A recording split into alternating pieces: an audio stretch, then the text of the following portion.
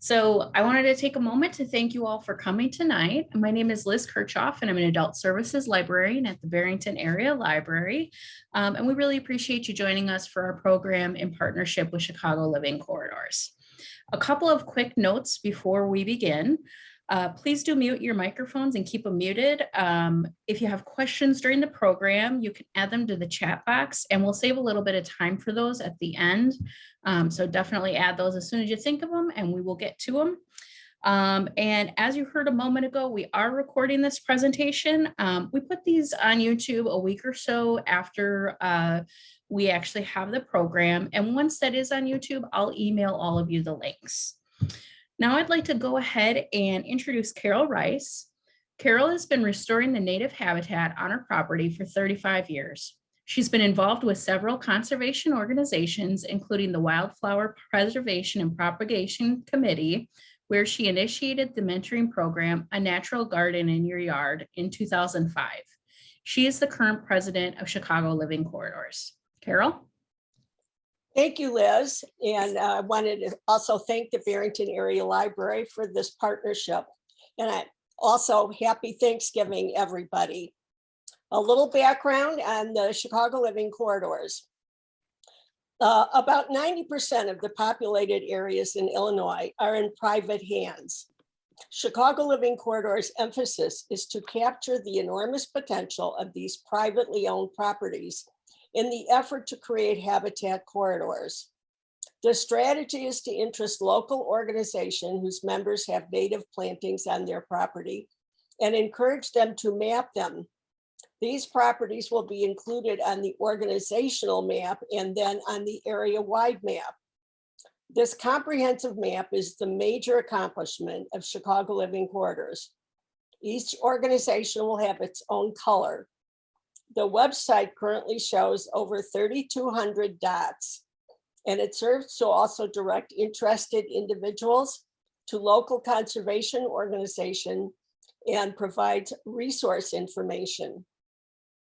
Chicago Living Corridors is an umbrella organization that encompasses a number of local organizations. Do you want to go on to the next slide? Our founders include Citizens for Conservation, which is celebrating its 50th anniversary this year.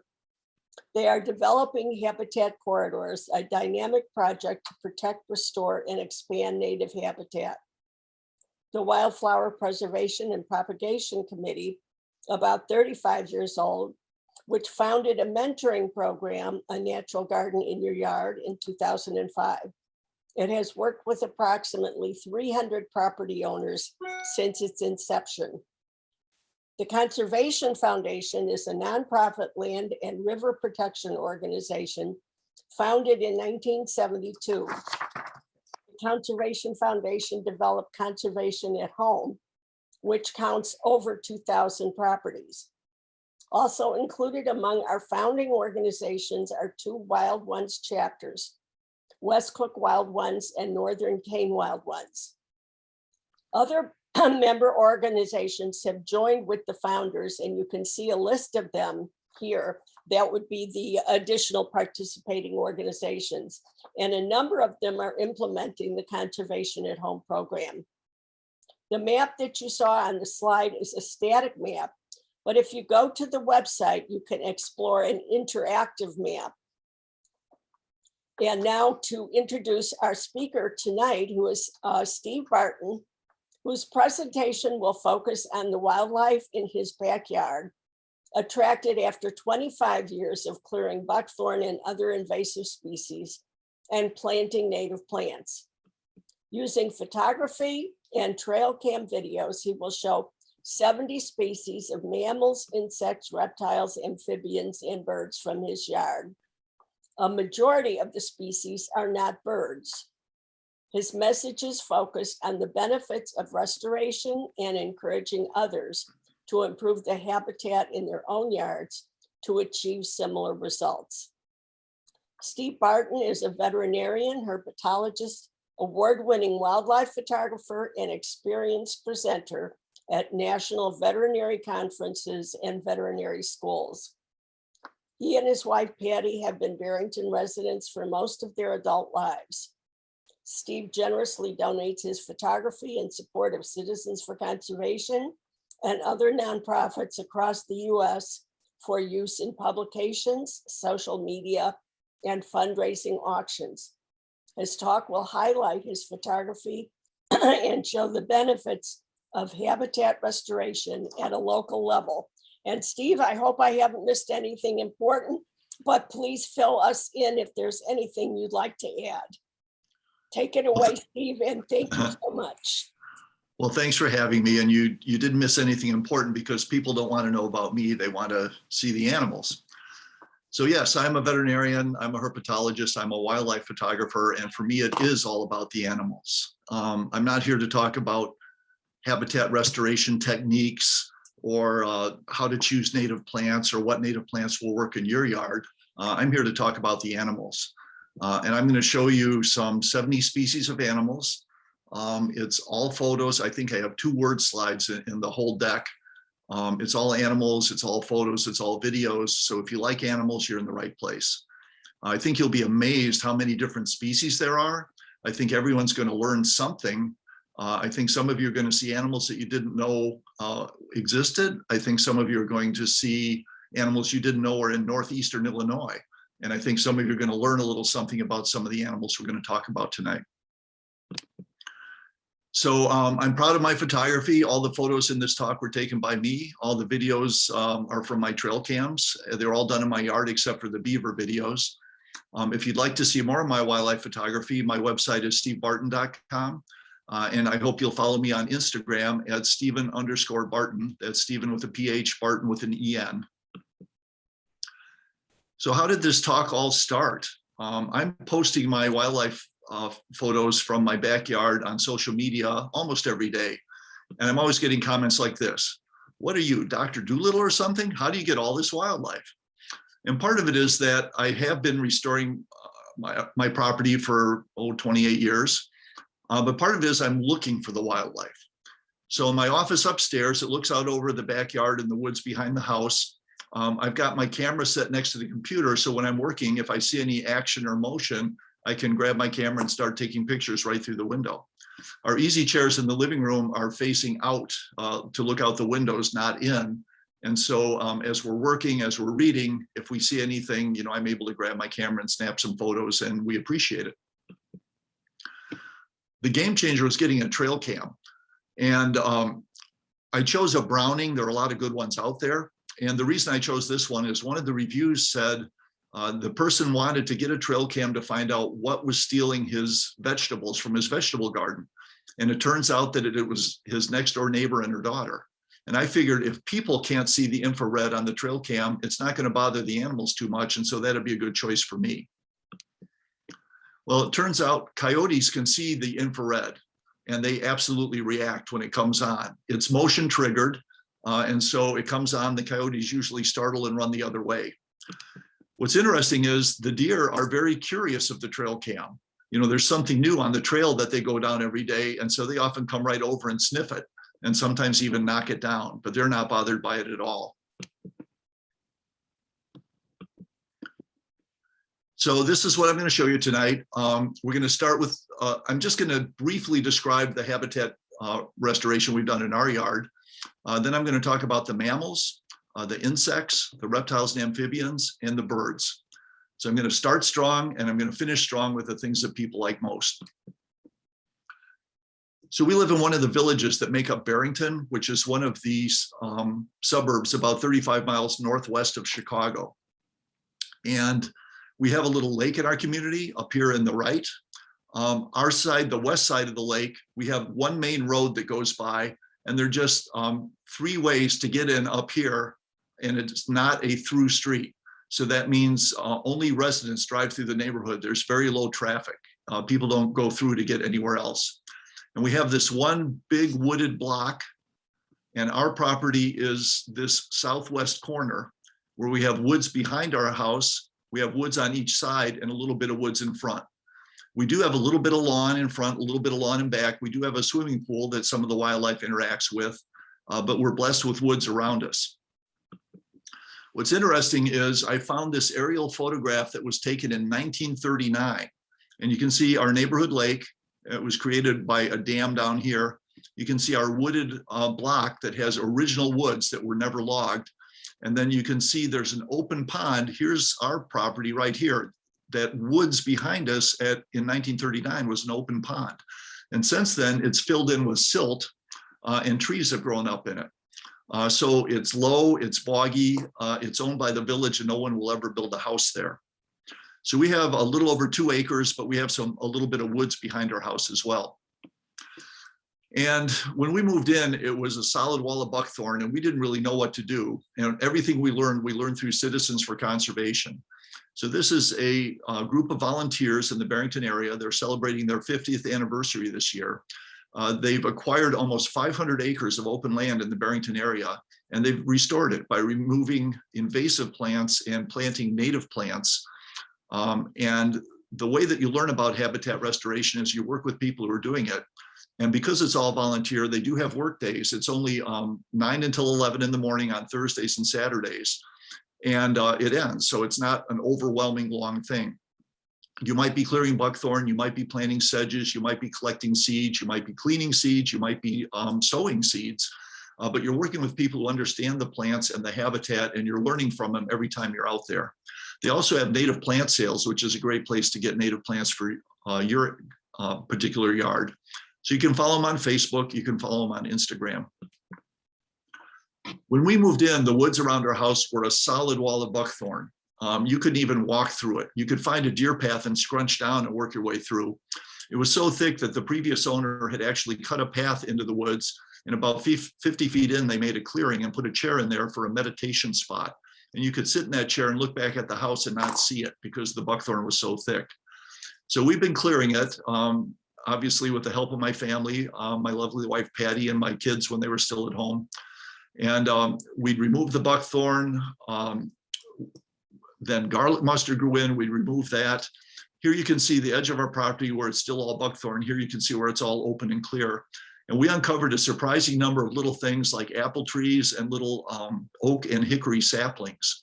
There used to be a lot of ash trees in here, but with the invasive emerald ash borer coming through, those are all dead now.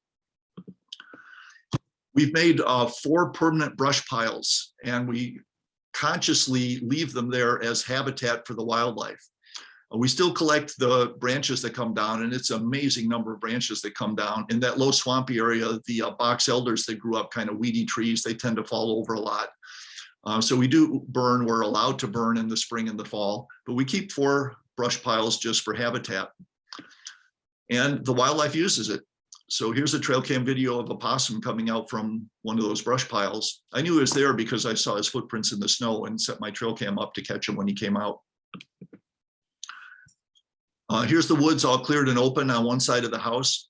You see that the deer make paths through the woods, and so that allows me to know where to set up my trail cam. I also keep piles of logs.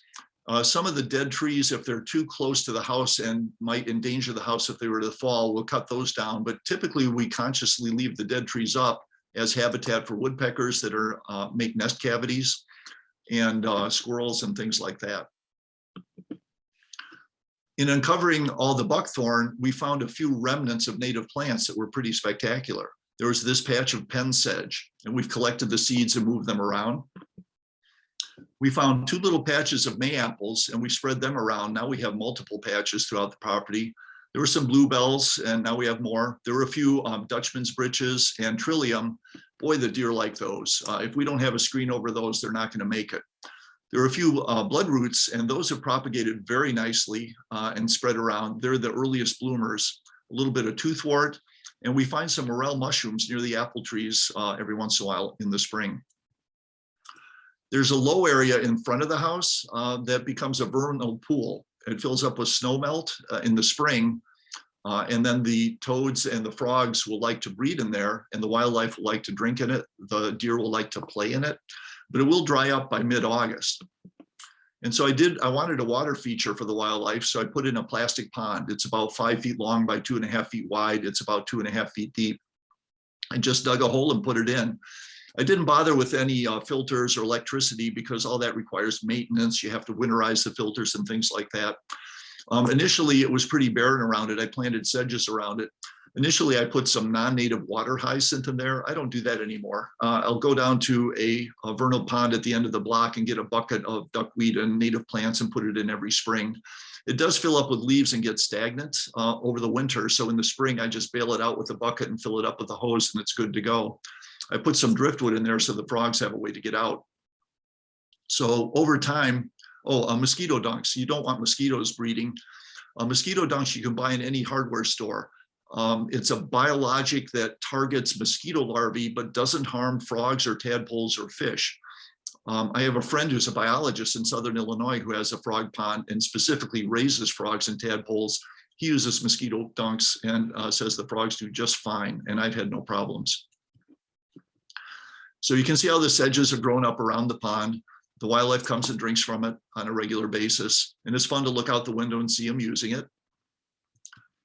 The raccoons like to come and play in it. Of course, raccoons are kind of hardwired to look for crayfish and frogs when they find water. They feel around with their little front paws. Of course, there are no crayfish in there. We do get frogs in there, but the frogs can dive deep enough that the raccoons can't reach them. We have bird baths to attract birds and have a water source for them. All the birds use it, even the big birds like the Cooper's hawk here. I saw him fly down, a great big flutter of movement while I was working on my computer, and took this picture through the upstairs window. It's important to clean the bird baths out regularly. You'll get algae in there, but the birds poop in there a lot. And we like to scrub it out with a brush and fill it up with a hose once or twice a week. A game changer for us was we got a heated bird bath. We found it, I think, at Farm and Fleet or something like that. It wasn't that expensive. You plug it in and it stays just warm enough that the water won't freeze in the wintertime. So here's on the left is a yellow rumped warbler. We had a pair of those that overwintered with us last winter. Normally they fly south, but this one stayed all winter long. And one of those Arctic blasts, when it was 9 below zero, the water wasn't frozen. He came and got a drink. Then the cardinal came, we had a blizzard with 9 inches of snow. And of course, the bird bath melted the snow, just like it does the ice. And he came and got a drink. When I posted these pictures originally, somebody warned me that, oh boy, this is a big danger. The birds are dumb. They're not going to know any better. They're going to go and take a bath and get their feathers all wet in the cold weather. And when they come out, the water's going to freeze and they're going to die. And there are a few rare reports on the internet of this happening. I don't know how big of a problem it is, but we've certainly never seen anything. When I go on bird hikes in the wintertime, I find little streams that are flowing and thus don't freeze. And I find little springs that are coming out of the ground with flowing water that doesn't freeze. So wild birds in the wintertime have access to unfrozen water. I don't know how big of a problem it is, but if you're concerned about it, you could put rocks in the water and make it shallow enough where they couldn't immerse themselves, but still take a drink in between the rocks. We have bird feeders, of course, for the birds. We feed them sunflower seeds and nuts and suet. They're on poles, and we use these stovepipe baffles to keep the squirrels and raccoons off. The bed of the bird feeder is about 5.5 or 6 feet off the ground, which is too high for the squirrels to jump to. And they're far enough away from trees so the squirrels can't jump across. And I would say we haven't had a squirrel or raccoon in our bird feeders for decades. It really works. So we have cleared out woods, we have wood piles, we have brush piles, we have dead trees for habitat, we have native plants for food for herbivores and native insects. Virtually every bird will eat insects at some part of their life, and the native plants attract native insects. The plants you buy in garden centers don't. They really don't help for the ecosystem, so you want native plants. And once you've built all this and provided water for them, the wildlife feels pretty much at home. So this is a view from the street looking at the front of our house, and they feel like it's their own. So here's one busy night with my trail cam. All of these came from one night all spliced together. It started with a skunk, then the raccoon family came by. They like to use the log as a highway. Then the fawn jumped across. A couple hours later, the doe jumped back the other way. Then at 2 in the morning, the raccoons came back and started horsing around. And then at 4 in the morning, they were back again. So a lot of wildlife all night long. Now here's 24 hours, a limping coyote elsewhere in the woods. A little later in the morning, a non-limping coyote, a different one. Later that evening, the doe came by. She paused in front of the camera. This is all within 24 hours, and she was followed by her fawn. That evening, a fox came by. Then a rabbit went by and the fox chased it. The rabbit got away. I saw him the next night. That night, a big limb on an oak tree fell, but it didn't bother the deer. The deer was back the next morning eating. All those were within 24 hours. So we'll move on and start talking about mammals. When we first moved in and with the buckthorn, we couldn't really see into the woods from the house. Every once in a while, a big buck with antlers would walk out into the yard. And man, it was special and unusual and magnificent and stunning, and we loved it. But after we've cleared out the woods, we see bucks with great regularity.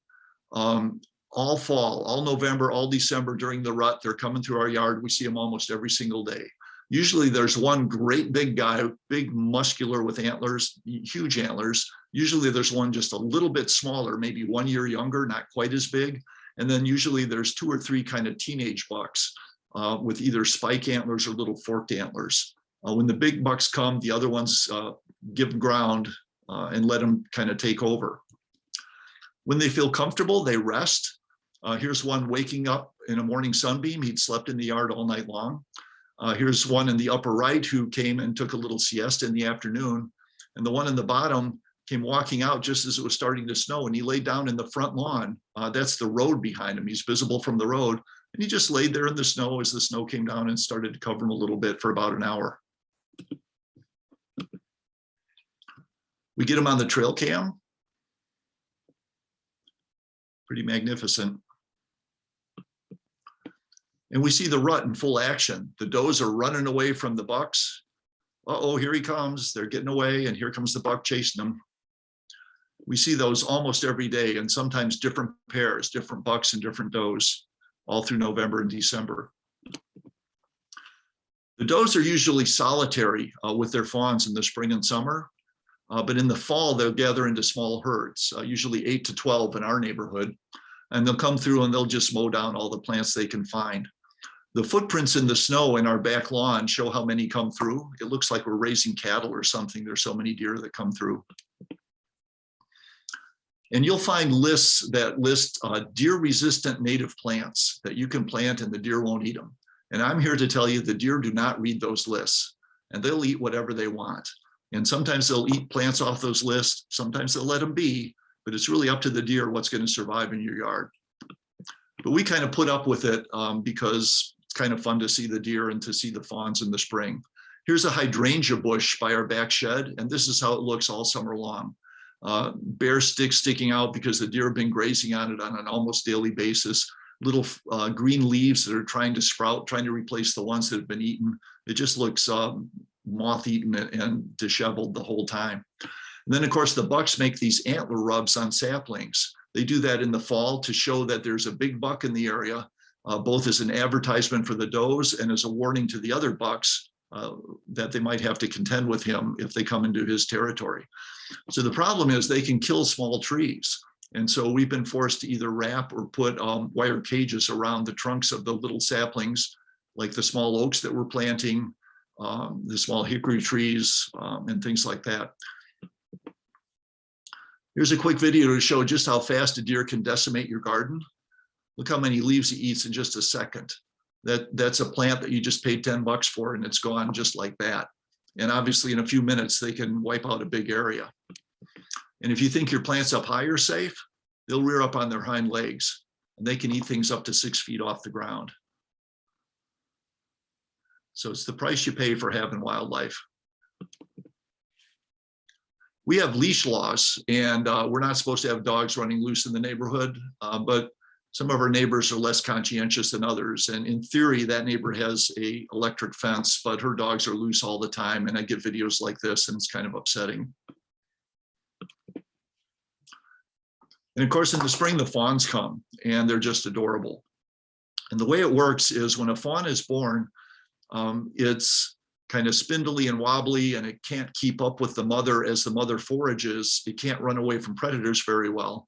And so the mother will park it in a safe place in the morning, in the early morning, and that fawn will lay there still all day long, relying on its white spots to help it blend in with the dappled sunlight.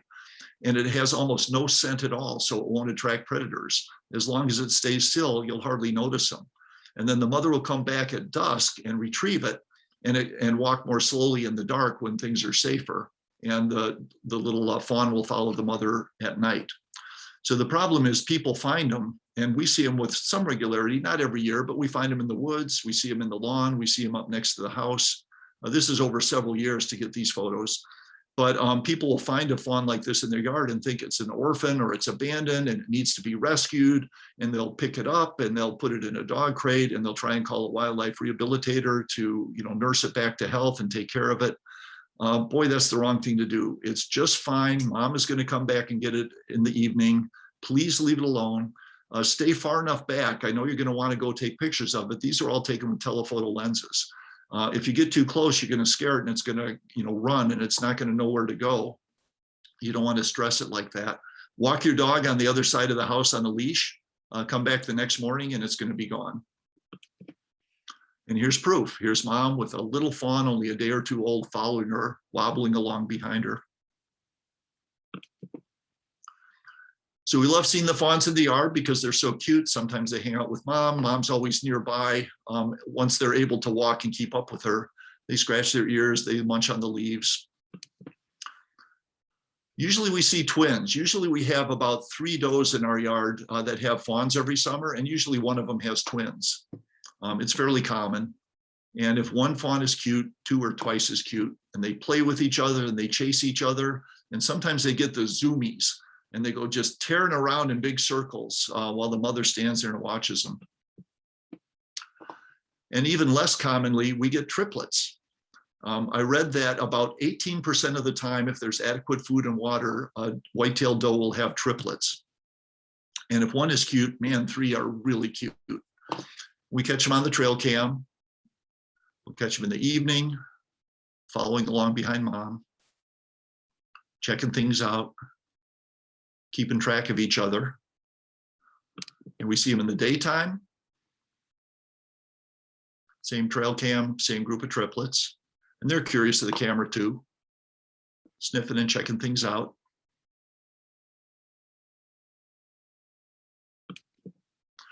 So moving on to raccoons. Raccoons are mostly nocturnal. We rarely see them during the day. This one was coming out from under the bird feeder right at dusk. More typically, we see them on the trail cam. So here's a mother with 4 teenagers who haven't left her company yet. These are the trash pandas. They'll raid your trash cans. If you don't have a chimney cap, they'll get down your chimney and make a nest in there. If they get it in your attic, they'll make a huge mess. Here's a big group of them that came around, and they're very curious of the trail cam as well. There was something on the ground that attracted them. I'm not sure what the scent was. Trail cam. I want to stress, we never feed them, we never bait them, we never put food out for them. When they find stuff, they find it on their own. You don't want to be feeding wildlife because they lose their fear of man. Maybe you'll leave them alone, but the wildlife will go up to some other house expecting food, and that person's dog will bother them perhaps. Trail cams are great for finding out what's causing problems in your yard. We put out grape jelly and orange slices for the Baltimore Orioles in the spring, and we find the bird feeders on the ground. It's probably the raccoons, but if you want to make sure, put the trail cam out and you'll find the culprit. Possums are one of my favorite animals, and a lot of people don't like them because I think in large part because of the naked tail. It reminds people of rats. And when they're frightened, they bare their teeth like this. Notice they're not snapping, they're not lunging at you, they're just showing you their open mouth. And that really makes people frightened. They do have more teeth than most mammals. They have 50 teeth. They have these cute little feet with the toes that are widespread, and on the hind feet, they have a prehensile big toe like an ape, which lets them grip branches, and their tail is prehensile as well. And those two together make them very good climbers. The other cool thing they do with their tail is they gather leaves. I have a good friend, Jerry Reynolds in North Carolina, who has trail cams, and he has possums, and he has a hole that they use underground that he set up his trail cam on. And he's caught videos of them. They gather the leaves in their mouth, they push them between their front legs under their chest, then they use their front legs to push them to their hind legs. They use their hind legs to push the leaves behind them, and they scoop them up, they wrap their tail around them. And then they walk on all fours with a big bundle of leaves in their curled up tail, and they enter the hole and they use those to make their nest underground. It's pretty remarkable behavior. It's fun to see footprints in the snow and figure out what you're looking at. With the possum, they've got the front toes are spread. And here you can see the hind foot with that prehensile big toe. So you know you got a possum in the neighborhood. We see them up in the trees because they are very good climbers. We see them walk along the ground on the trail cam, and they have good noses. They find stuff to nibble on. And again, we never bait them. We never feed them. And they're very clean. Here's one cleaning himself just like a little cat. One of the things they're famous for is eating ticks. I've read that one possum can eat 5,000 ticks in a season. So I love having possums in the yard. If he eats one tick, I'm happy to have him in the yard. It's probable that most of the ticks they get from grooming them off of their own fur because they are very clean. Possums also are our only North American marsupial. That means they have a pouch like a kangaroo. And the babies are born tiny and premature, the size of a bumblebee. And they make their way up into the pouch and they latch onto a teat and they nurse until they're too big to fit in the pouch anymore. And they still hang out with mom for a while. So we replaced our deck this past summer. And when the workmen got back up to that corner of the house, when they pulled off that board, there was a nest of teenage possums too big for the mom's pouch. There were 6 of them. And they stopped right away. They knew we were animal lovers. They left them alone. They went around and worked on the other side of the house for the rest of the day. They told me when I got home in the early afternoon, I took the picture on the right with my cell phone and backed away and left them alone. And I set up my trail cam figuring I'd catch mom when she comes to collect them and move them somewhere else in the evening. About 5 o'clock, I opened the back door and stuck my head out. And here on the left, this little one was sticking his head out from under and looking around. I thought it was pretty cute. So I took the picture. And it wasn't until I blew it up on my computer screen that I realized this pink thing is mom's great big hind foot. And this gray thing is mom's great big scaly tail. And even though it was still light out, she had come back and was cuddled up with her babies. And sure enough, the next morning they were gone and the trail cam had nothing. She stealthily took them away. And I don't know quite how she managed that. And this is probably my favorite trail cam video of this year. Look at the eye shine in the middle. It's just a little and it's brief because she goes behind the tree, but there's big eyes on the bottom and a bunch of little eyes on top. That's mother possum with all the little babies riding on her back and their eyes are shining in the light. So this was just a few days later and she was just moving them through the woods. So skunks, a lot of people don't like skunks either because they know that they can spray you with that horrible smell. And a lot of you have suffered of dogs you let out at night and they come home having found a skunk in the backyard and harassed it and gotten sprayed. And boy, is that a pain to deal with. Well, one time we were having dinner and my mother-in-law was eating with us and she looked over my shoulder out the window and she said, "What are all those little black and white kitties coming out from under the deck?" It was a mother skunk with 4 babies. And I grabbed my camera. I only got 2 pictures before they waddled off. But we never even knew they were there. And I'm sure we've had other skunks under there that we don't bother them and they don't bother us. And it's a good reason to walk your dog on a leash at night. Then it'll never run into a skunk because you'll be able to control it. But we see them on trail cams. They're mostly nocturnal. Something agitated this one. His tail is up. He's not sure where to go. I'm not sure what it was. We see him drinking from the pond. We see him out in the wintertime. Look how fat and warm this guy is in the middle of a snowstorm. So one time we had a yellow jacket nest in the ground next to our garden. And one morning a skunk had dug it all up and eaten all the honeycombs and destroyed the yellow jacket nest. So I'm pretty happy to have them around if they're going to do that. If you find little holes dug up all over your yard, that's probably skunks going after grubs. You probably have a grub problem. So weasels are related to skunks in the mustelid family. A lot of people don't realize how common long-tailed weasels are in the Chicago suburbs. So they're long and thin, they're light brown with a white chest, they have a dark tail tip. In the wintertime, they turn white. I've never actually seen one around here in the wintertime. We're far enough south, they may not turn completely white, but they turn partially white in the area. So one time I had a chipmunk problem. They were digging under some bushes and I said I have a hard trap to relocate them farther away from the house. And one night I caught a weasel by accident. So this was early in the morning when I checked the trap. I let him go back under the deck and told him to get to work. But we see him on the trail cam. Look how fast and agile they are. They're just frenetic. He's so fast it's hard to see, so I slowed the video down and watch him leap across and land and go darting away, long and skinny and agile. So here's another one later. They're just constantly moving. They remind me of the Tasmanian devil in the Bugs Bunny cartoons, and they're ferocious predators. They eat rodents, and they'll tackle a prey that's bigger than they are. A little weasel like this can take down a full-grown rabbit. Closely related to the weasels and the skunks are the mink. So mink are more aquatic, and they tend to spend more time by the lake, which is 2 blocks away. So we don't get them in the yard very often, but every once in a while one comes through. So the mink are a little bigger than the weasel. They're a little thicker bodied. They're certainly darker colored.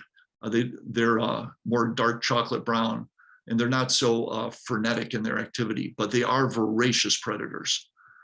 And here's one during the daytime running down the log as well. They have kind of a loping gait. And beavers. So I don't have photos of beavers actually in my yard, but there's an active beaver colony on the Citizens for Conservation property. Flint Creek runs through. They've got a dam and a big den. And I caught a video. The restoration manager showed me where they were working. So I set up the trail cam on this log that was like near completion and caught the video of him bringing that tree down a little bit. And then I set it up on their lodge. And in one night, if you look at the date in the lower right, it was a year ago yesterday that I took these videos. 120 videos in one night. And see, these are some of the better ones spliced together and speeded up. When they gather mud and from the creek and carry it up to their lodge, they walk on their hind legs bipedally and carry it with their front legs. And they carry tufts of grass and they carry the sticks. So my one beaver story is one time in the 1990s, my son came in and told me there was a beaver in the yard chewing on the tree. And we're 2 blocks from the lake. And I sprayed it with a hose to try and make it go away, and it wouldn't go away. I think it probably had a little heat stroke. It was like 95 degrees that day. And I put a garbage can over it and slid the lid underneath, and we carried him back down to the lake. And boy, when he hit the water, you could just see him go, ah, as he finally cooled off on that hot day. So we have coyotes, and people are very concerned about coyotes attacking them, concerned about coyotes attacking their pets. There's certainly a lot of advice online on how to deal with coyotes. You never want to feed them because they lose their fear of man, make a lot of noise if you see one, and they'll go away. They're active both during the day and at night, and they certainly are a threat to your pets. And so these are all photos that I took through the window from my house in my yard. We see them with great regularity. And they're active. Here's one 9:30 in the morning, a couple of them coming through the side woods. Here's one at 4:13 in the afternoon, jumping up on the log to look around. And again, because we've taken the buckthorn out, he can see a long distance. He's looking at the road, maybe cars coming down or pedestrians or someone on the other side of the street. There's one coming through at 12:47 in the afternoon in a blizzard. There's one coming on the log at 5:54 in the morning. All right, and just a couple days later, here's the very same log, the very same trail cam, and here comes a neighbor's cat. So I post these coyote videos all the time, and the neighbors who follow me on Facebook and Instagram know that we have a lot of coyotes, but one of my neighbors isn't getting the message, and about every other year I see the cat on my trail cam videos several times over a period of about 2 months, and then I don't see him anymore. It's been about 6 weeks since I've seen this cat on the trail cam. I hope that means that either the owner is keeping the cat indoors now. I hope that it means that either that or they moved away. But you know, your cat's pretty smart, and your cat will do pretty well outside, sometimes for years, until the one night they don't. And if they meet a coyote, they're going to lose. If they meet a car, they're going to lose. It's a dangerous world out there, and you really should keep your cats indoors. Plus, the cats are hunting the whole time. I'm kind of annoyed that this cat is, you know, hunting mice and things in my yard. There was a study in Los Angeles that looked at the DNA of coyote scat, and they concluded that 40% of the diet of coyotes in Los Angeles was made up of house cats. 40%. It's a little less in suburban areas compared to urban areas, but it's dangerous out there for your cat. Moving on to red foxes, I think these are the prettiest of all the mammals with their bright red coat and their black legs, and their coat and their tails get so fluffy in the wintertime. Here's one that came trying to catch a squirrel under our bird feeders one evening while we were looking out the windows. Here's a couple more coming by the bird feeders. One of the funny things about red foxes is they have vertical pupils like a cat. A lot of people don't know that. They look at them and they think they look kind of weird. It's like when somebody in your office shaves off his mustache and you think, he looks different. What's different? And you can't quite place it. Did he lose weight? Well, it's the eyeballs. We think of vertical pupils as being a cat thing, but it's really a small predator thing. It's a size thing. So small predators often have vertical pupils, and it seems to help them pounce with more precision when they pounce on their prey. So dogs are bigger predators and have round eyes. Foxes have vertical pupils. But if you think about other cats like lions and tigers and jaguars, they're much bigger. They all have round pupils. So the pupil shape is not necessarily a strictly cat and dog thing. Here's one on the trail cam in that late afternoon sunshine that shows off his pretty red coat. And then he just saunters off through the woods behind the house. Here's one on the log just in December, just about a year ago. So we all have squirrels, and we have gray squirrels, some of which are black, and we have fox squirrels. A lot of people don't realize that southern flag squirrels are common throughout the entire state of Illinois. They're common in the Barrington area, and they like old forests that have dead trees because they're cavity nesters. The problem is they're nocturnal, and so you rarely see flying squirrels. They're about the size of a chipmunk. They have a little fold of skin between their front and hind legs. And when they leap off of a tree, they stretch their legs out like the letter X, and that straightens out the fold of skin between the front and hind legs. So it works like a parachute, and it allows them to glide from tree to tree or from tree to ground. Their little tail is flat. It works like a rudder as they're gliding and helps them steer. And they have great big black eyes because they're nocturnal, which makes them really cute. So this one was in a wren house, and I knew it was there because you can see in the upper left how he's done that rodent gnawing of the wood, that particularly characteristic chew mark. So I knew a rodent was in there. It's about almost 8 feet off the ground. So I reached up and knocked on it with my knuckles with my camera ready, and the little flying squirrel ran out. I snapped one picture and he ran back in the hole really fast. This is one of the coolest trail cam videos I ever got. The deer set off the motion sensor on the trail cam, and then this white thing glides by. And it's clearly not a moth, and I couldn't figure out what it was until I slowed it down. It's a flying squirrel gliding by. You can see his tail in the back. And he glides by so fast that if it were the squirrel alone setting off the motion sensor, he'd already be out of the frame by the time the camera started. But we do get him on the log. So here's a little flying squirrel. You can see the fold of skin between his front and hind legs. He's got a hickory nut in his mouth. That vertical tree is a hickory tree that has tons of nuts. You can see his great big nocturnal eyes. You can see his flat little tail, unlike the bushy tail of a gray squirrel. Here's another night. He jumps up on that prominence. Now watch. I slowed it down. He glides over the tree, and you can see him stretch out his arm, his skin between his front and hind legs. We'll watch it one more time. He jumps up, and then he glides across. I think flying squirrels are the cutest mammals we have. So moving on to mice, we all know about house mice. We know that there's a white-footed mouse, there's a deer mouse, there's a meadow vole, there's a short-tailed shrew. Those are the typical rodents we see. Very few people know that we have a meadow jumping mouse.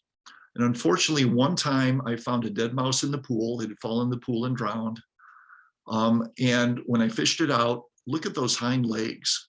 They're huge and long like a kangaroo. And he has a really long tail like a kangaroo has to balance. And he has normal short little front legs, very uncharacteristic proportions.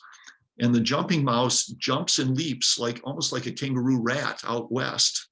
I have seen them in prairie. These other two pictures I took in some restored prairie just over the border in Wisconsin. Several times I've seen jumping mice in that prairie where they go leaping like a kangaroo through the grass. They're really fast, they don't stop. I was really lucky to get a picture of his face. Running away, you see the characteristic color, dark brown on top and kind of golden color on the sides. A lot of people didn't know we have jumping mice. I think I got a trail cam of one here. See how long his tail is, and look at him go boing, boing, boing. Now watch this, boing. So again, with that really long tail and the leaping thing, I'm pretty sure I got a video of a jumping mouse here. So moving on to insects. We all know that we have pollinators. We have bumblebees and we have honeybees, and they're pretty common. And they'll come to other flowers, but they really like the native flowers. And this is why you want to plant native flowers in your garden. So here's a coneflower, here's some goldenrod, here's an aster with some of the bumblebees. And there are many species of bumblebees. Here we have a honeybee coming to spiderwort in our yard. Here's a globe flower. So admittedly, that's not a native flower. That's one from a garden store, but boy, the pollinators like it. So we've got a honeybee, a silver spotted skipper butterfly, and a grass carrying wasp on it all at the same time. So what I like to do is when we have the bees coming to the flowers, I like to look at all the dozens, even hundreds of honeybees and bumblebees and try and spot something that looks different.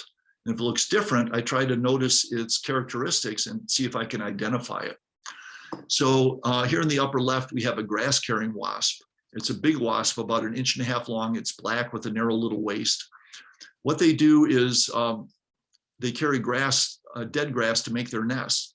And when we open our casement windows of our living room, which are right next to where the flowers are, sometimes we find them packed with dead grass in the crevice between the window and the sill, on the top, on the sides, on the bottom.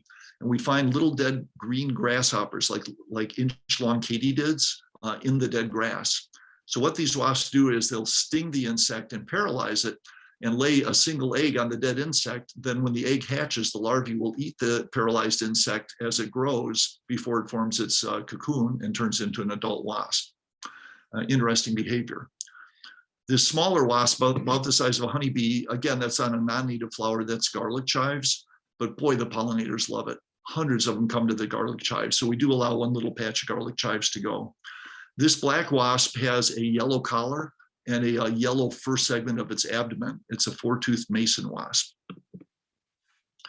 This big golden wasp is 1.5 inches long. It's kind of orange colored with a black tip of its abdomen. It's the great golden digger wasp, and they dig tunnels underground. It's another one that will paralyze insects with its sting and lay an egg on the insect so that the larvae can develop eating that paralyzed insect. Another big wasp is the great black wasp. It's not quite as big as the grass carrying wasp. It's black, but it has metallic blue wings that are particularly pretty. The biggest wasp is the cicada killer. It's 2 inches long. It has a black and yellow abdomen. They hover flying over the lawn about 5 feet off the ground, back and forth, patrolling. People freak out when they see them because it's a 2-inch wasp. They're afraid it's going to attack them. It's not going to attack them. It's hunting cicadas. And when it finds the cicadas, like the other wasp, it'll sting them and paralyze them. One time I could see where they were going. And we had one little raised area in the garden with bricks. And this wasp had dug a tunnel between the bricks. This one had 2 cicadas that had already paralyzed and was in the process of dragging one underground as food for its larvae. Other bees, the metallic green bees or sweat bees, they're only 1/4 inch long. They're tiny little things, but they're bright metallic green. They're really pretty. And the 2-spotted longhorn is about the size of a bumblebee. I'm sorry, of a honeybee, but it's kind of hairy like a bumblebee, but it's black and it has yellow legs and has really long antennae. And then finally, these bald-faced hornets make the big paper wasp nest. They're called bald-faced hornets. And typically their nests are 20 to 30 feet up in the trees, and you don't even know they're there until the leaves come down in the fall. And then all of a sudden you spot this big paper wasp nest that's been there all summer long, and the wasps never bothered you. This one, they happened to build in a flowering crab tree right next to our driveway, so we could see it every time we came and left. One night we came home and a bunch of the wasps were on the outside of the nest. I'm not sure if something had disturbed the nest and they came out to investigate and defend it, or if it was just hot that night and they were coming out because it was cooler outside. They will defend their nest vigorously. If you disturb their nest, the entire swarm will come after you. It's not pretty. But you can stand 5 feet away with a telephoto lens and take interesting photos of them coming and going. Again, bald-faced hornet. Then some of the pollinators, the moths and the butterflies. The little guys are skippers. Fiery skipper and silver spotted skipper has the white spot. One time we had Luna moths on the side of the garage. There was one pair mating and a third one nearby. I think the third one was a male that was attracted to the pheromones that the female was secreting to attract mates. They have those long projections on the caudal wings that kind of flutter as they fly. They have the feathery-like moth antennas. They're light green and they're primarily nocturnal. People wonder what the function of those long trailing caudal wings are. I saw a study that showed that it has to do with bat avoidance. So when bats are hunting moths at night, those projections will flutter and it confuses the bat's echolocation and makes it harder for the bat to catch the moth. So I saw a study where they put Luna moths and bats in a room and they counted how many times the bats could catch the moths. And then they trimmed those projections off and they found the bats were able to catch the moths much more easily. So it messes up bat echolocation, kind of an interesting adaptation. We get these Sphinx moths, which are sometimes called hawk moths, and they'll hover in front of flowers like a hummingbird, and they use that super long proboscis to collect nectar from the flowers. So yeah, that's a non-native petunia, but it was in a basket on the deck near the pool, and this moth was hovering next to it, and I grabbed my camera and took this picture through the window. Here's another kind of Sphinx moth called the snowberry clearwing. It's about an inch long, maybe 1.25 inches.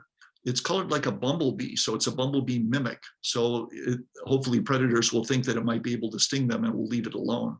But it has clear wings. Here's a picture of one hovering in front of a monarda flower or a bee balm. And of course, the poster child for butterflies is the monarch. Monarchs are milkweed specialists, and we specifically plant milkweeds in our yard to attract the butterflies or the monarch butterflies. And they lay eggs on the milkweeds, and these yellow and white and black striped caterpillars hatch out. They're pretty tiny when they first hatch. You can see that's a pencil point put in the frame for size reference. And you can see how much of a hole in that leaf that caterpillar has already made. The one on the right is bigger. It's 3.5 inches long and ready to form a chrysalis or cocoon. And that chrysalis they make is a bright lime green. It's really pretty, but it's the exact same color as the milkweed, which means they're hard to spot. And we had 3 of them on one milkweed plant. I'd go out and check them every morning. And knowing exactly where they were, it still took me a minute or two to find them because they blend in so well. And they're smaller than you think. They're only about 1 inch long. So after 2.5 weeks, when they're ready to hatch and where the caterpillar is turned into the butterfly and the butterfly is ready to emerge, the chrysalis will turn from green to clear, and you're able to see the butterfly's wings right through it. So I took this picture at 8 o'clock in the morning before I went to work. I came home at about 1:30 and all 3 had already hatched during those few hours. And the monarchs were on the plants, drying their wings, getting ready to fly away. Another cool little bug is the assassin bug. These guys are only 1/4 inch long, and you can see they have little gripper front legs like praying mantises have, and they have a long stabbing proboscis like an assassin bug. So they'll sit on the flower and wait for a pollinator to come. These are on the garlic chives because that's where all the bees were that year, but they prefer goldenrod where they blend right in. And when the pollinator comes, like a honeybee, much bigger than they are, they'll grab it with their front legs, they'll pierce it with their proboscis, they'll kill it, I assume there's some kind of venom, and then they'll suck the juices out using that proboscis. So the way you find them is, as you're walking through a field of goldenrod, if you notice a bee that's not moving, check it out closely. It might be a dead bee with an assassin bug that's blending in, holding it. The praying mantises that we have here are not native. The native praying mantises only get as far north as the central part of the state, around Effingham, or maybe even as far as Champaign. The ones around here are non-native ones, and they sell praying mantis egg cases in garden centers to eat insect pests, kind of a natural pest control system. So we have a European mantis and we have a Chinese mantis. They're not native if you find them around here. They're interesting. The European ones have this eye spot on the inside of their front legs. It's black with a white center. And when they're frightened, they hold those legs out, and the eye spots hopefully will startle a predator. Here you see a pair mating in the fall. These just showed up in our yard one year, probably from some neighbors. And everyone thinks that the female always eats the head of the male during mating and kills the male, so that mating for a male praying mantis is always a fatal endeavor.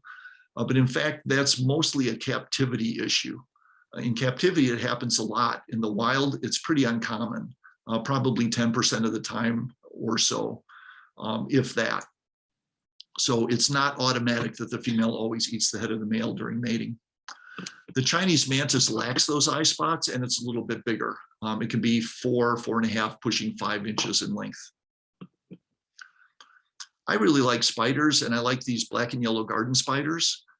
They build webs that are fairly conspicuous, and they have these white zigzag or zipper configuration in the web, so it makes it fairly easy to spot them in your garden.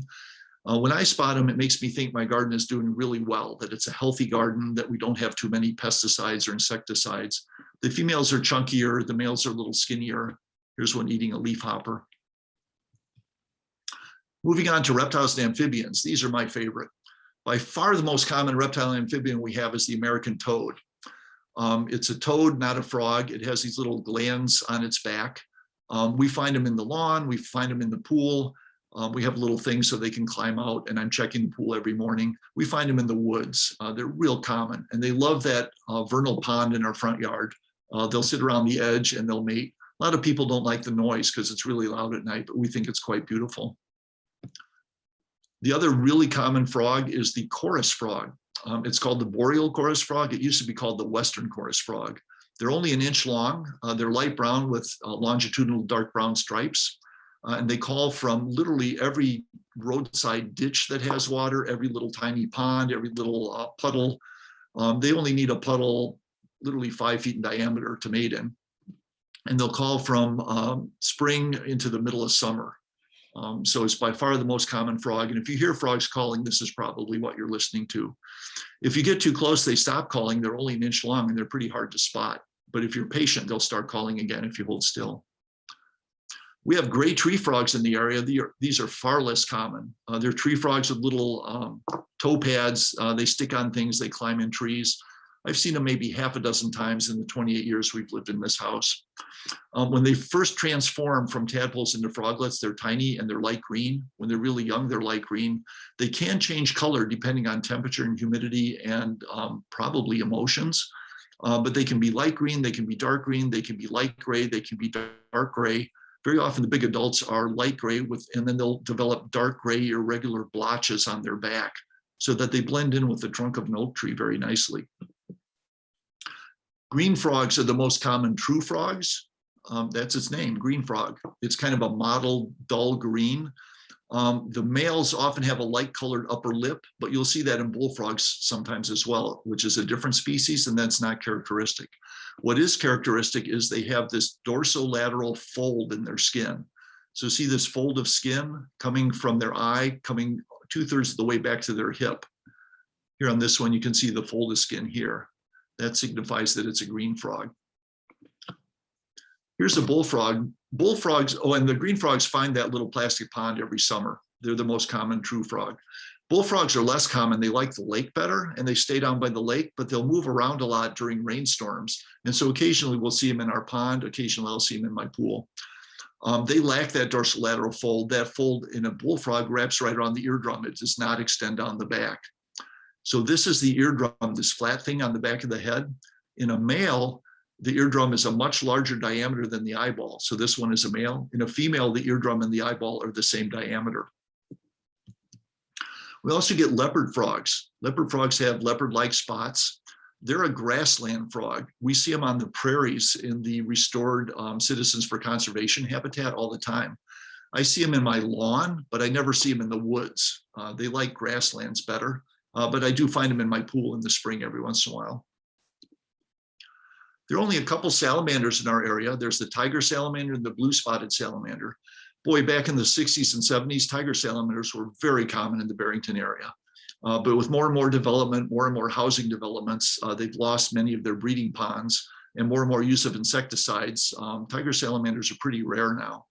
They are mole salamanders. They spend most of their time underground, so you don't run into them very much. They will be crossing roads in the very early spring on their way to breeding ponds. And they will walk across snow, and they will enter a pond that still has ice in the middle to breed. They're one of the earliest breeders. The tiger salamanders are black with yellow spots that are irregular. They're usually about 8 inches long, 6 to 8 inches long, but they can be as long as a foot.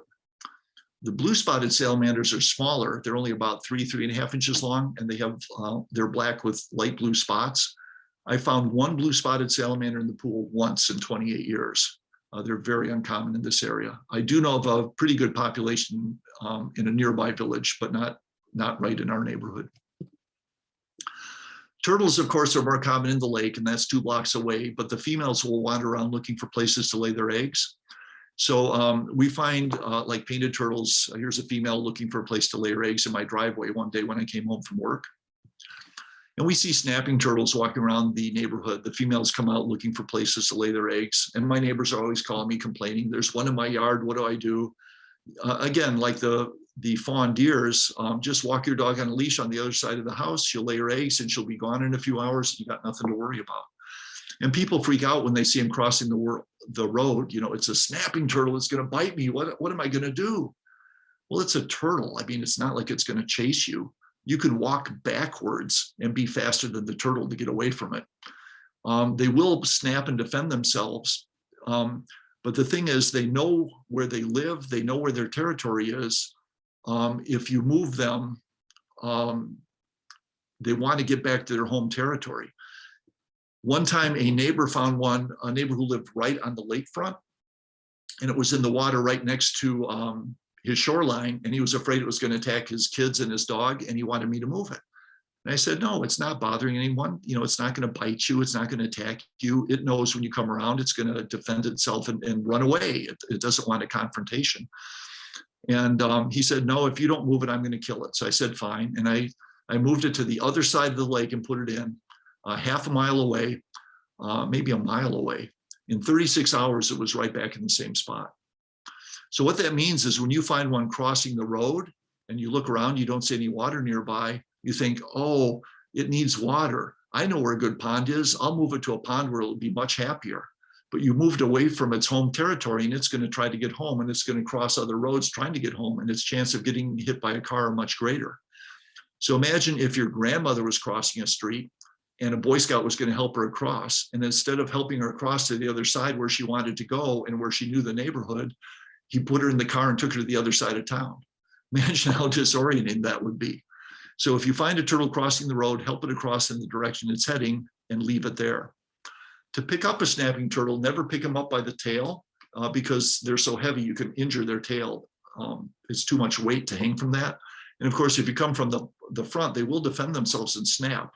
So if you steady the tail, and if you come from behind, and if you slide your hand underneath, like you're holding a tray of drinks, hold the bottom of the turtle shell and use the tail to steady it so it doesn't fall off, and just quickly carry it across the road and set it down.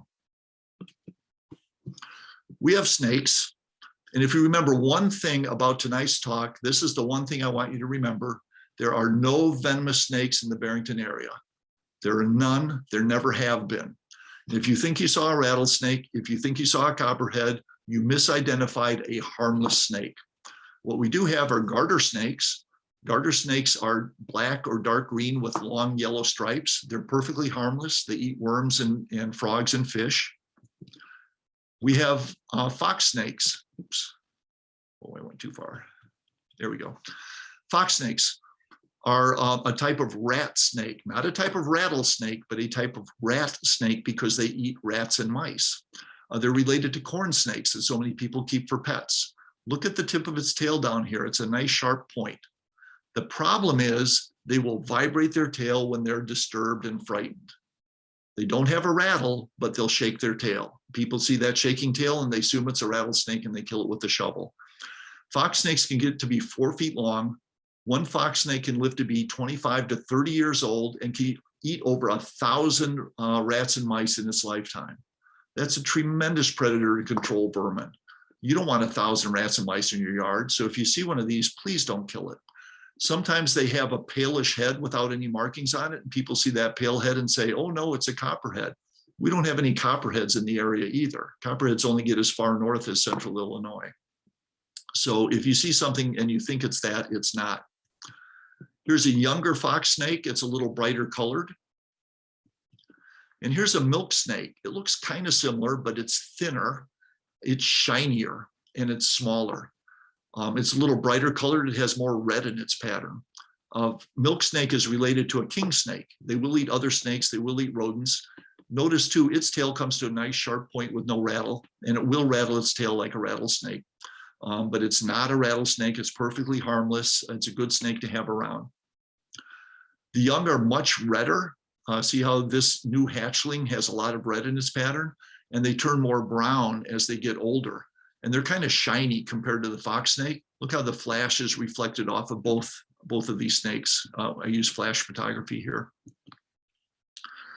I have a neighbor who lives a block away from me. Her house is on a peninsula that sticks out in the fen. The fen is the little wetland where our lake empties out into. And it's full of native plants, and the snakes love the fen, but they come out onto her property because it's high ground to hibernate. And they like to work their way into her house in her crawl space in her basement, and she'll find them in her basement in the wintertime. They probably, a few of them lay their eggs in her house. We know for a fact because she had her chimney redone, and she found milk snake eggs inside her chimney that were all hatched out. And she finds baby snakes that might have hatched in her house and haven't found their way out every winter. So when she finds them in the winter, she brings them to me, and I keep them in my heated garage to hibernate them until it's spring, until it's warm enough to let them go back in her yard. So this is her take from one winter. So these little guys that are red are baby milk snakes that probably hatched out in her yard. These dark guys with the longitudinal yellow stripes are garter snakes. There's 4 of them in here. This little spotted guy is a fox snake. This bigger one is a fox snake. And then these 3 on this side are 3 bigger milk snakes. Moving on to birds, and I know you like birds better than snakes, most of you. You put out bird feeders and you attract birds, and when the migrants come through, it's really exciting. And some of them in the spring are really pretty, like the rose-breasted grosbeak. The female is duller and looks like a sparrow. We put out grape jelly and oranges for the Baltimore Orioles, and we get them every spring. And then, of course, the bright blue indigo buntings. But if you have native plants and native habitat, you'll attract the kind of birds that don't come to the bird feeder, like the ruby-crowned kinglet with its little red head. These are small little guys the size of a warbler. Here's the American tree sparrow with a black chest spot, and he's got a bicolored beak, dark on top and yellow underneath. Here's the fox sparrow, much bigger than other sparrows. It's mostly shades of gray and brown. And here's the white-throated sparrow. If you plant trees with berries, this is a service berry, which is not exactly a native plant, but boy, the birds love the berries. The cedar waxwings are berry specialists, and they'll come in flocks. 6 or 8 or 12 of them will fly into the tree and wolf down a bunch of berries and then go flying away. The robins like the berries too. The blue jays like them. Even the chipmunks and squirrels climb up and eat the berries, and sometimes even raccoons try to climb the tree to get the berries. People can eat the berries too. We get bluebirds occasionally, eastern bluebirds. They're really pretty. They prefer prairies. They don't like the woods like we have. But when I'm walking through the woods with my camera looking for warblers in the spring, sometimes we've got a bluebird passing through. My favorite nature quote was by Henry David Thoreau. He said, "The bluebird carries the sky on his back." Isn't that perfect? And of course, woodpeckers are one of my favorites. Woodpeckers really like suet, so we put suet in our bird feeders in the winter and fall. The red-bellied woodpecker is the most common. The males have a lot of red on their head, the females less so. People see the red on their head and think it's a red-headed woodpecker, but that's a different species that I'll show you later. He has this pinkish blush on his belly that's kind of subtle, thus the name. These are the most common woodpeckers in our area. And here's why we leave dead trees up, because the woodpeckers will make cavities and make their nests in the dead trees. And then later, other animals can use those same nest holes. I was walking through the woods and I heard chirping, and I looked up, and this little baby Downy Woodpecker stuck his head out of the hole. So I set up my camera on the tripod, and Mom came by every 20 minutes with a big juicy caterpillar to feed her baby. So the Downy Woodpecker is black and white. The males have a little red patch on the back of their head. It's smaller and it has a smaller beak. There's another Downy woodpecker making another nest in a different dead tree. I was walking by the dead tree and I heard knocking, like someone knocking on the door. And I figured there was a woodpecker inside the hole making a hole or making a nest. So I set up my camera on the tripod and waited. And every once in a while, he'd stick his head out and spit out a mouthful of chips as he was digging deeper and deeper. This one on the right is a hairy woodpecker. Looks exactly like the Downy woodpecker, but he's bigger and his beak is longer. His beak is as long as his head is wide, whereas the Downy woodpecker is much smaller. Here's the true red-headed woodpecker. The entire head is red and the body is stark black and white. These guys need a lot of dead trees for their nest cavities and for insects that they eat. And we don't have enough dead trees, I think, for them to stay around. We see them for a few days in the spring, and then they move on to other habitats. I wish they would stay, but that's why I leave dead trees up. So turkeys, wild turkeys are common in Wisconsin and up by Woodstock. We've seen them in the Barrington area a few times, and we've seen them in the yard a couple times. One year I did a little prescribed burn in our woods to beat back the weedy plants. And the turkey came by and you can see the shells of the sunflower seeds. He was scrounging under the bird feeder. And then a few weeks later, when the plants had grown up a bit, he came back. This time he was fluttering up in the air with great regularity, and I couldn't figure out what he was doing until I realized there was a gray squirrel that was also scrounging under the bird feeder, and he didn't like the turkey there. He was trying to chase it away. And the turkey would flutter up and react, but it wouldn't leave. It knew it was bigger than the squirrel. We used to have a nest box for wood ducks, and we would get screech owls in the nest box. And during the day, the little screech owl would sit in the hole and sun himself. There's a red phase and a gray phase, but it's all the same screech owl. And they're just adorable. Oops, I went too far.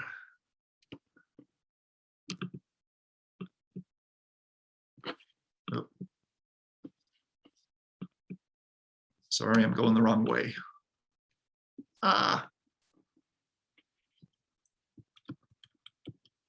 Sorry, I got my buttons confused. Got a preview.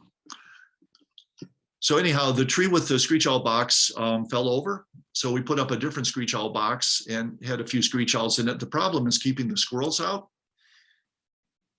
And unfortunately, a branch fell and knocked this one out. So I'm kind of between screech owl boxes right now. But the wood ducks come too. Oh, I got trail cams of the screech owl. Here he landed and caught an insect and wolfed it down. And here he landed, he already caught something, I couldn't tell what. And I slowed down the video so you can see him fly away.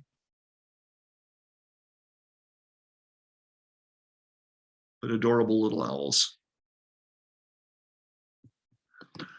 We do get wood ducks come by every spring, and they come in the trees and they check out the nest holes. They are cavity nesters. They like to nest in holes that are 15 to 30 feet above the ground. They're spectacular, one of the prettiest ducks we have, and it's really strange to see a duck sitting in a tree 20 feet off the ground. The male is brightly colored and the female not. We get Cooper's hawks. They live in the woods behind the house. They'll hunt birds, and they'll hunt birds off the bird feeder, and they'll also catch the occasional chipmunk like this one did. We find their nest in the woods every once in a while. Here's a female on the nest and a little white fluffy chick. Here's a different nest with a female yelling at me because she didn't like me so close. And here you can see the chicks are a little bigger and they're starting to leave the nest and exercise their wings. And that year, those fledglings came to our pool and they used the first step on the steps as their giant bird bath. 3 of them would come to the edge of the pool every afternoon around 4 o'clock, and they take turns jumping in on the first step and fluttering around like any bird in a bird bath. It was pretty cute to watch. Finally, the red-tailed hawks are our biggest hawks. They have a whitish belly with a dark, irregular belly band. Here it's more dramatic, here it's a little fainter, but usually they have this dark belly band, and that's how you tell. Of course, the adults have a reddish tail. In the juveniles, it's a dark tail with a little streaking, and the juveniles have yellow eyes, and the adults have dark eyes. But they'll land by our bird feeders and they're looking to hunt squirrels, but the squirrels are pretty wary and hard to catch. And so I'm going to finish with one of the coolest observations I made. I was working on my computer and there was this huge fluttering of wings, and I grabbed my camera and started shooting. And this red-tailed hawk was on the pole underneath the bird feeder. And when he came down, I could see he had a hold of the squirrel's tail. The squirrel had run up inside the baffle, and the hawk had got a hold of his tail and the pole at the same time. So he was not able to pull the squirrel out. And he hung there for a while, holding on. He couldn't make any headway. He's looking around trying to decide what to do. This lasted almost 2 minutes. Finally, he loosened his grip and the squirrel shot up inside the baffle. The hawk let go. And down here, you can see a tuft of the squirrel hair that came out. And he flew away, and the squirrel lived to fight another day. So in summary, if you want to see more wildlife, provide shelter, provide native plants, provide brush and log piles, consider leaving dead trees up if it's safe, and make a conscious decision to let wildlife live under your deck. They really don't cause much of a fuss as long as you control your pets when they're outside. Provide food in the form of native plants, which attract native insects. And again, every species of bird, almost every species, eats wild insects at some point of their life. Provide water in the form of bird baths in ponds, and control your pets outside. And please appreciate all the wildlife. Appreciate the weasels and the skunks and the possums, appreciate the spiders and the snakes, and be looking all the time. Be looking out the window, face your chairs so they face out the window, and think about a trail cam because they're a lot of fun. So thanks for your attention. I know that was long. I hope all those animals entertained you, and that's all I've got. Thank you so much, Steve. I really appreciate it. So let's see. Oh, actually, Carol, if you want to tell us a little bit about our upcoming program, that would be great. I got to unmute myself. We're going to be going into a quarterly webinar schedule rather than a monthly schedule. So our next program is going to be in February. The speaker is going to be Jim Vanderpool. The Vanderpools have had a long and important association with Citizens for Conservation. And I have had sort of a fascination recently with the parsley or carrot family, which has some interesting combination of species in the family. And so Jim is going to talk about the parsley family, and that's going to be February 24th, I believe, is the date. So make a plan to join us in February, and we'll be passing Thanksgiving and Christmas and New Year's in the meantime, and we'll come back in February for more of our webinar offerings.